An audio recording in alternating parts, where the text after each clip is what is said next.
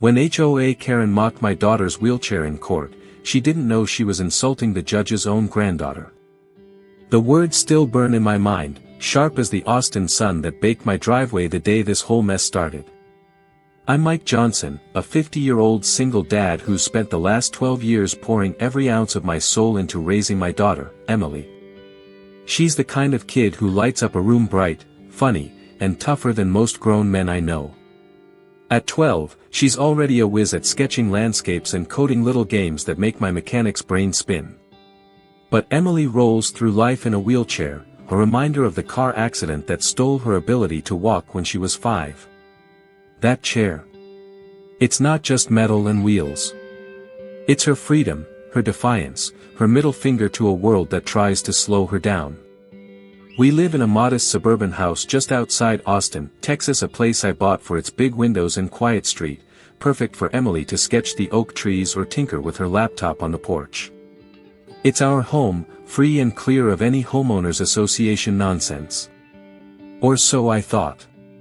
Enter Karen Mitchell, the self-appointed queen of the Sunny Hills HOA, a woman who wields her clipboard like a scepter and enforces rules with the zeal of a medieval tax collector. Sunny Hills technically ends 2 blocks over, but Karen's got a knack for sticking her nose where it doesn't belong, especially when it comes to preserving property values. She's the type who'd fine a squirrel for nesting in the wrong tree. Karen's HOA is infamous around here. They've slapped fines on folks for unapproved mailbox colors, outlawed garden gnomes, and once tried to ban a guy's vintage Mustang because it clashed with the neighborhood aesthetic. Problem is, I'm not part of their little fiefdom.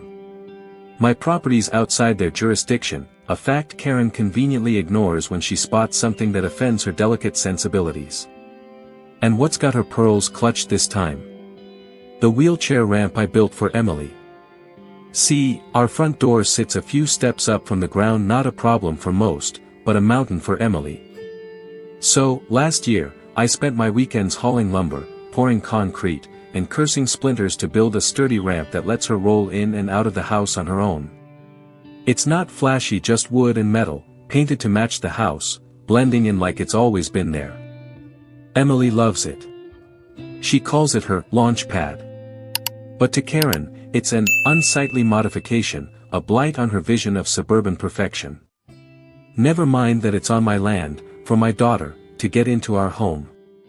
It started with a letter certified, of course, because Karen's nothing if not dramatic demanding I tear the ramp down. I laughed it off at first. I mean, come on, it's a ramp for a kid in a wheelchair. What kind of monster sees that and thinks, this must go? But Karen doubled down, claiming it devalued the neighborhood and threatening legal action if I didn't comply. Legal action. Over a ramp. I tried reasoning with her, quoting the Americans with Disabilities Act and the Fair Housing Act, laws that say Emily's right to access her home trumps HOA busybodies. Karen didn't care. She escalated, her emails dripping with condescension, her voice practically sneering through the phone. That's when I knew this wasn't just about the ramp. It was personal. So, I lawyered up. Took every penny I'd saved for a new transmission to hire Tom Reynolds, a local attorney who specializes in shutting down HOA nonsense. Tom confirmed what I suspected, Karen's demands were not just petty but illegal. The ramp stays, he said, and we'd take her to small claims court to prove it. I wasn't looking for a fight, but when you come for my kid's dignity, you'd better believe I'll come back swinging. The stage was set for a showdown, but none of us could have predicted how it'd play out. Karen, in all her self-righteous glory, strutted into that courtroom like she owned it, ready to lecture the world on community standards. She didn't just dig her own grave, she brought a bulldozer. Her big moment came when she opened her mouth and mocked Emily's wheelchair right in front of the judge. Bad move, Karen. Really bad move. Let's just say the judge had a personal stake in this case, one Karen never saw coming. This is a story about fighting for what's right, about a dad who'd move mountains for his daughter, and about an HOA tyrant who learned the hard way that karma's got a wicked sense of humor. It's for anyone who's ever dealt with a power-tripping bureaucrat or felt the sting of injustice. Have you ever faced an HOA that crossed the line or treated someone unfairly? Share your story in the comments. I know I'm not the only one who's tangled with a Karen. Stick around, because this tale's just getting started, and trust me, it's a wild ride. It all began with a letter demanding I tear down my daughter's ramp. I was wrist deep in a Chevy's carburetor, the shop humming with the clank of tools, when my phone pinged with a post office alert. Certified mail. I figured it was a parts invoice, not a grenade lobbed by Karen Mitchell, Sunny Hills HOA's self-crowned empress. The letter, typed in a font that screamed, "I own a laminator," declared my ramp an unauthorized modification, a blight on the neighborhood's aesthetic harmony. It demanded I dismantle it within 14 days or face the wrath of Karen's legal minions. Aesthetic harmony. The ramp's a lifeline, letting Emily roll into our home without me playing human forklift. It's painted to match the house, subtle as a chameleon, but to Karen, it's a war crime against her vision of suburban utopia. I fired back an email, calm as I could muster, pointing out that the Americans with Disabilities Act, ADA, and Federal Fair Housing Act, FFHA, protect Emily's right to the ramp. My property's outside her HOA's clutches, so her complaints got less weight than a paper towel in a Texas storm. I thought that'd end it. Nobody's that dense, right? Wrong. Karen's reply hit my inbox like a wasp sting, CCing half the zip code for maximum drama. Mr. Johnson, your non-compliance forces us to pursue fines and legal action. Fines. For a ramp on my land. I could picture her cackling over her keyboard, probably ironing her HOA rulebook for fun. That letter wasn't just a nuisance, it was a gauntlet. Karen wasn't just after the ramp, she wanted control, and Emily's independence was collateral damage. I'm no lawyer, but I know a bully when I see one, and I wasn't about to let her steamroll us. So, I called Tom Reynolds, a lawyer with a drawl sharper than his cowboy boots. Over beers at my kitchen table, Tom broke it down. Karen's demands weren't just petty, they were illegal. The ADA and FFHA mandate accommodations like the ramp, HOA, or not. Mike, he said, grinning, she's got no case. Let's drag her to small claims court and make her squirm. Court meant dipping into savings I'd earmarked for Emily's summer art camp, but picturing Karen's smug face made the math easy. This was about more than money, it was about Emily zooming down her launch pad, grinning like she'd just hacked NASA. Tom filed the claim, arguing the HOA's threats violated federal law and caused Emily undue stress. He warned me Karen wouldn't back down, and sure enough, she didn't. Her next letter, yep, certified again, because Karen's nothing if not extra upped the ante with talk of escalated enforcement measures. I half expected her to roll up with a wrecking ball and a megaphone. Tom just chuckled. She's building her own gallows, Mike. Keep that ramp standing. As we prepped for court, I dug into the law myself. Stimul Law's website backed Tom up. HOAs have to allow reasonable accommodations for disabled residents, no exceptions. Yet Karen acted like her clipboard outranked Congress. Every day, I'd see Emily roll out to the porch, sketching or coding, her wheelchair gliding smoothly thanks to the ramp. That's what we were fighting for, not just wood and bolts, but her right to live free in her own home. Karen thought she'd bully us into submission, but she was about to learn that poking a bear, especially a dad bear, is a lousy idea. The courtroom loomed, and with it, her chance to strut her community standards nonsense. Little did she know, she was walking into a trap of her own making. Then came the courtroom showdown, where Karen crossed a line. The small claims court in Austin felt like a pressure cooker, all fluorescent lights and creaky chairs, with a faint whiff of stale coffee. I sat next to Emily, her wheelchair parked proudly by the plaintiff's table, her hands folded tight to hide the nerves I knew she felt. Tom Reynolds, our lawyer, was cool as a cucumber in his BOLO tie, flipping through notes like we were here to settle a parking ticket. Across the room, Karen Mitchell held court like she was auditioning for a dictator biopic, her HOA cronies nodding along as she whispered orders. She wore a blazer so crisp it could have sliced bread, and her smirk said she thought this was her victory lap. The case was simple: We were suing to keep Emily's ramp, arguing the HOA's demands violated the Americans with Disabilities Act and Fair Housing Act. Tom laid it out clean: my properties outside their jurisdiction, the ramp's a protected accommodation, and Karen's threats were discriminatory. I testified first, keeping it short: the ramp's on my land, it's for my daughter, and federal law says it stays. Emily didn't speak. She didn't need to. Her presence, steady and composed, said plenty. Then Karen took the stand, and oh, did she deliver. Strutting up like she was addressing Congress, she launched into a sermon about preserving Sunny Hill's aesthetic integrity. The ramp, she declared, was an eyesore that undermined property values and eroded community standards. I bit my tongue, but when she pivoted to Emily's wheelchair, my blood turned to lava. We shouldn't have to cater to every special need, she said, her voice dripping with disdain. That chair's a disruption, just like the ramp. It's not our responsibility to bend over backwards for one person's convenience. The courtroom went quiet, like the air got sucked out. Emily stiffened beside me, her eyes locked on her lap, but she didn't flinch. I wanted to vault the table and throttle Karen, but Tom's hand on my arm kept me grounded. Judge Robert Thompson, a silver-haired man with a poker face carved from granite, leaned forward slightly, his pen pausing over his notes. Karen, oblivious, kept digging. I'm committed to upholding our neighborhood's prestige, she boasted, tossing her hair like she was in a shampoo ad. This ramp sets a dangerous precedent for unchecked modifications. Dangerous precedent? For a kid getting into her house. I swear, if arrogance was a fuel source, Karen could have powered a rocket to Mars. The judge's expression stayed unreadable, but his eyes narrowed, locking onto her like a hawk spotting a mouse. She rambled on, doubling down on her community standards spiel, completely missing the storm brewing behind the bench. Emily's wheelchair, the very thing Karen called a disruption, sat there like a silent rebuke, its wheels gleaming under the courtroom lights. Karen's performance wasn't just tone-deaf, it was a masterclass in self-sabotage. Condo Control's legal blogs say discriminatory remarks in court can tank a case, especially when they target disability rights, and Karen was practically begging for a gavel to the ego. She thought she was winning, charming the room with her HOA gospel, but every word was a nail in her coffin.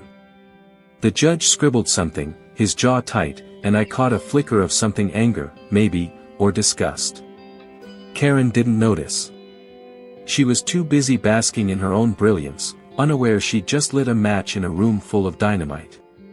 The tension was thick enough to choke on. Emily squeezed my hand, her face calm but her grip saying she'd heard every word. I leaned over, whispering, "She's burying herself, kiddo." She nodded, a tiny smile breaking through. We knew Karen had overplayed her hand, but what came next? Nobody, not me, not Tom, not even Karen, could have predicted the bomb about to drop from the judge's bench.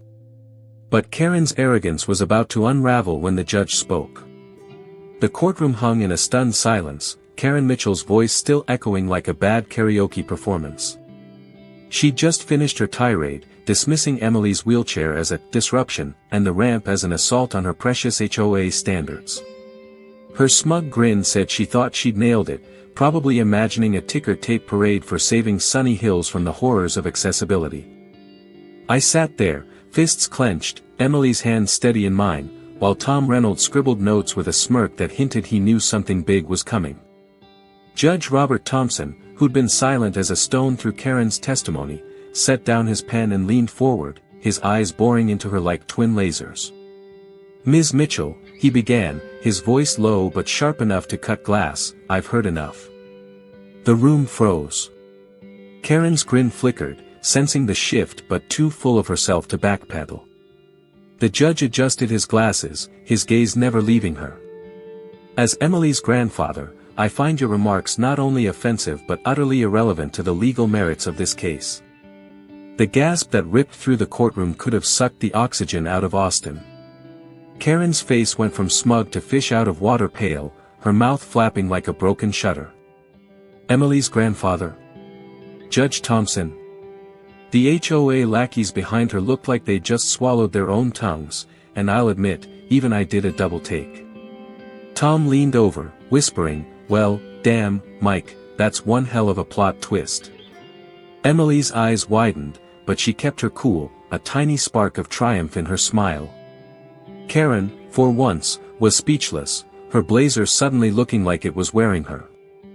I didn't know she was your granddaughter, Your Honor," she stammered, as if that excused her venom. The judge's retort was a verbal slap. "Discrimination doesn't depend on who's listening, Ms. Mitchell." The gallery murmured, a mix of shock and glee, as Karen shrank into the witness stand, her community standards sermon now a pile of ashes. Judge Thompson didn't waste time. He ruled in our favor with the precision of a surgeon. "The ramp is a reasonable accommodation protected under the Americans with Disabilities Act and Fair Housing Act," he declared. "The HOA's demands are baseless, discriminatory, and, frankly, an embarrassment." He ordered the HOA to drop their complaint, allow the ramp to stay, pay $5,000 in damages for the emotional distress caused to Emily, and cover our legal fees. The gavel came down like a thunderclap, and Karen flinched as if it had landed on her ego. The ruling wasn't just a win, it was a public gut punch to Karen's reign of petty tyranny. HOA's legal notes say judges can preside over family cases in small communities if no conflicts declared, and Thompson had played it by the book, letting Karen hang herself with her own words. Her oblivious attack on Emily, his granddaughter, was the cherry on top of her legal meltdown. As we stood to leave, Tom clapped my shoulder, grinning. "Mike, that was better than a Longhorns shutout." Karen slunk back to her table, muttering excuses to her HOA posse, who were already edging away like she was radioactive. Emily rolled her wheelchair forward, pausing to look at the judge, her grandfather, with a quiet nod of thanks. He gave her a small, proud smile, the kind that said this was about more than the law. For me, it was vindication, proof that Karen's clipboard empire couldn't bully us into submission. But the best part? This was only the beginning of her downfall. And just like that, the community turned against Karen. The courtroom doors swung shut behind us, the echo of Judge Thompson's gavel still ringing in my ears like a victory bell. Emily rolled down the hall, her wheelchair gliding as smoothly as her grin, while I walked beside her, feeling 10 feet tall. Tom Reynolds trailed us, whistling a tune and twirling his BOLO tie like he'd just won the rodeo. We'd done it, kept the ramp, slapped down the HOA's nonsense, and walked away with $5,000 for the stress Karen Mitchell's vendetta had piled on Emily. The judge's ruling was airtight, the ramp was protected, the HOA was out of line, and they'd be footing our legal bills. But the real win? Seeing Karen's empire of petty rules crumble in real time. Word of her courtroom fiasco spread faster than a Texas wildfire. By the time we got home, my phone was buzzing with texts from neighbors, folks I barely knew cheering the judge's takedown. Turns out, Karen's HOA reign had annoyed more than just me. The Sunny Hills board, smelling a PR disaster, didn't waste time. They called an emergency meeting that night and, by morning, Karen was out as president, her clipboard confiscated like a disgraced general's sword. Rumor had it she tried to spin her exit as a voluntary step back, but the neighbors weren't buying it. One guy, Old Man Jenkins, caught her hauling boxes to her SUV and quipped, "Guess your standards didn't hold up in court, huh?" She didn't reply, just slunk away, her blazer looking as deflated as her ego. The backlash was glorious. Folks who'd tiptoed around Karen's fines for years over mailboxes, lawn ornaments, you name it, started openly griping. Her former HOA lackeys scrambled to distance themselves, claiming they'd always questioned her methods. Even the local Facebook group, usually a cesspool of lost cat posts, lit up with memes of Karen's courtroom flop, one captioned, "When you mess with a kid's ramp and find out the judge is grandpa." HOA's blogs say communities often rally around kids facing discrimination, and man, did ours prove it. Karen became persona non grata, her dream of suburban dominance reduced to a cautionary tale. Emily and I decided to celebrate not just our win, but the bigger idea, inclusivity. The next weekend, we threw a picnic in our front yard, ramp front and center like a badge of honor.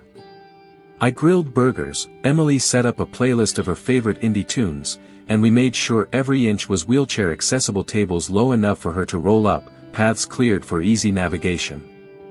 Neighbors showed up in droves, bringing potato salad, stories of their own HOA headaches, and kids who high-fived Emily like she was a rock star. One guy, a vet who uses a cane, thanked us for fighting, saying, "This ain't just about ramps, it's about telling bullies to shove it." Emily beamed, sketching caricatures for the kids while her laptop looped a game she'd coded, that robot cat still saving the galaxy. As the sun dipped low, painting the oaks gold, I looked at Emily, laughing with her friends, her wheelchair no barrier to her light. This fight had been about her right to roll free, but it became something more, a reminder that standing up to jerks like Karen matters. The ramp, that eyesore Karen loathed, stood proud by our porch, a symbol of what we'd won. I thought about the 38% of folks who, per YouGov, can't stand their HOAs, and figured we'd given them a little hope. Maybe next time some busybody tries to find a kid's lemonade stand or ban a garden gnome, they'll think twice. This tale's for anyone who's faced a power-tripping HOA or felt the sting of unfairness. If you love this story of standing up to HOA bullies, hit that like button, subscribe, and ring the bell for more tales of justice and triumph. Share your own Karen encounters below. I know we're not alone. For now, Emily's launchpad stays, and Karen's learned a hard lesson: mess with a dad and his kid, and you'll get judged alright.